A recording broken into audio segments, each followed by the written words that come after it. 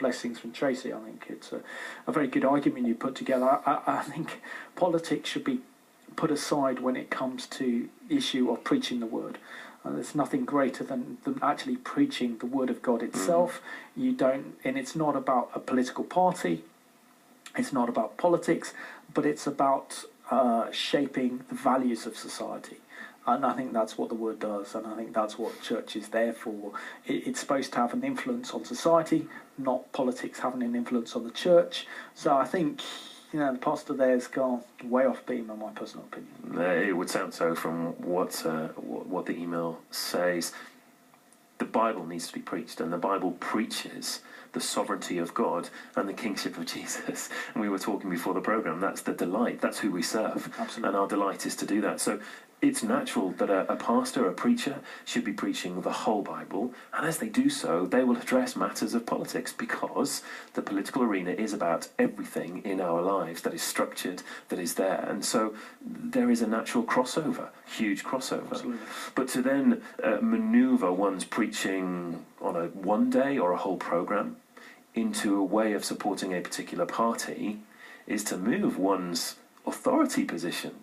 You could even suspect that, couldn't you? That if a pastor just wants to say this party is the one and keeps doing that, you've got to ask, well, isn't it Jesus who's the king? Absolutely. That's who you serve. I couldn't agree more. I was reading beginning of Revelation this week as I was trying to remind myself of where the Bible so richly, though, calls out people we should avoid.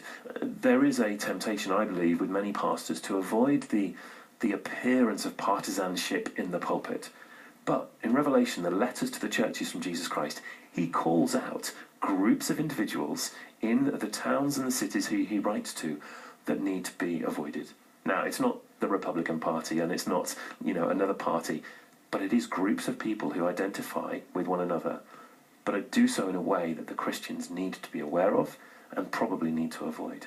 We shouldn't shy away from that. No, I agree with you, and I think maybe the message we heard from the previous clip that I showed about the analogy of North and South Korea. North Korea is a horrendous dictatorship in which thousands, if not hundreds of thousands of Christians have died, horrendous famine.